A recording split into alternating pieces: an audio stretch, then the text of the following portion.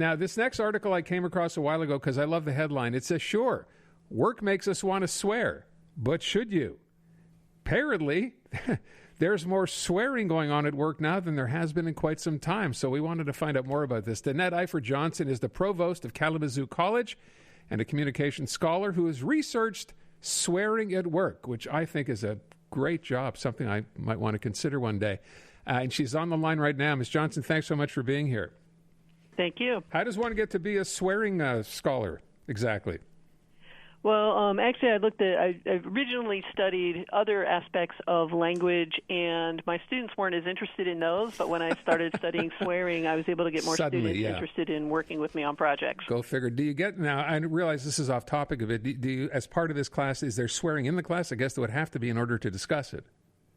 Well, yeah, and different students are. When I was teaching that class, different students would be differentially comfortable. So some might feel comfortable dropping a complete F-bomb, and others might say F or the F word or something like that. Okay, I will tell you the thing that made me smile. When I saw the story, I said, well, how would you even measure something like this? And then I found that there was actually a study that found that expletives and transcripts of quarterly earning calls and investor conferences rose to a 5-year high in 2021. So someone is actually measuring this, at least from from a work environment. Why do we think this is happening? Well, I think that there are a number of things. The swearing's always probably been present in workplaces, although it has traditionally been taboo in a number of them. Certainly it's speculative to some degree, but I think it's probably a little more visible now. People maybe got a little bit more informal when they were doing remote work. If people are seeing your cat and your kids and your house, you feel like you know people maybe a little bit better, a little bit more intimately, and so then more swearing could be a result of that. It could also be due to increased stressors. One of the reasons why people swear is for a sense of emotional release or emotional catharsis, and with all of the challenges of the pandemic, certainly people have been under a lot more stress and probably have a greater need for that emotional catharsis. Yeah, which all makes sense. Do you find, as you just sort of alluded to a second ago, is business formality on the way out, do you think? Is that an actual trend?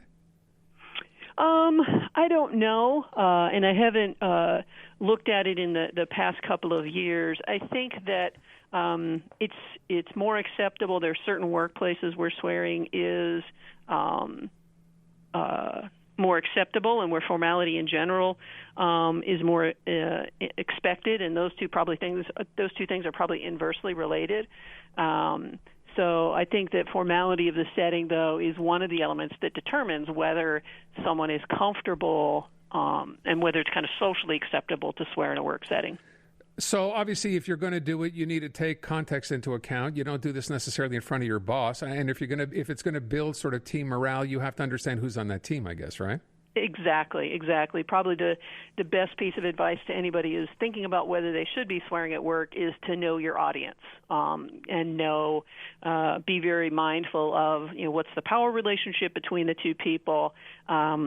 What's the other person's expectation regarding swearing in the workplace, because those do really matter in terms of how people take swearing in the workplace. And it's also important to think about how are you using it? Using swearing to commiserate about a common frustrating situation is one thing. Calling somebody a name using swearing is going to be much less acceptable. Yeah, so if you want to swear, for example, because the copy machine is broken, that would be much more acceptable than, as you just said, pointing out a colleague and using it for some reason that way. Absolutely. Okay. One other thing I wanted to ask, let's say you end up doing it, because in the article I found this interesting. If you let one slip, for example, the suggestion is not that you ignore it, but that you own it. Yeah, I think that makes sense, especially if it's someone who you haven't sworn in front of before. Right. You're uncertain about the other person's, take on swearing. I think being honest about, yep, I did that, here's why I did that, can maybe even help start a conversation about what that other person thinks about swearing. Is this someone who it's okay to swear in front of or not? Yeah, and I was just going to ask, and I realize this is a bit unfair as well, not having measured it, but as people start going back to the workplace, as you alluded to just a couple of minutes ago, we've been working from home for so long. There's an informality to that. You mentioned about people seeing family and dogs and cats, whatever else.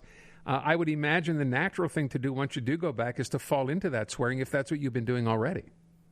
Yeah, I think certainly if they're, especially if people have been doing it with most of the folks they've been seeing, either in the workplace or out of the workplace, there's a greater tendency to keep with that behavior once you're back in person.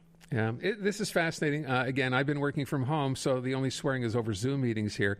I hate to say I can't wait to go back so we can do that again, which is not necessarily true. But it's nice to know there's a bit of a green light now, some level of acceptance, because obviously bosses understand that, but the rules are still there. They should be respected. Right, and it depends on the organization too. Probably if somebody worked for an investment bank or a law firm, the rules might not be as fluid as they might be in a small business or something like that. Yeah, listen, I very much appreciate the time. Thank you so much. Thank you.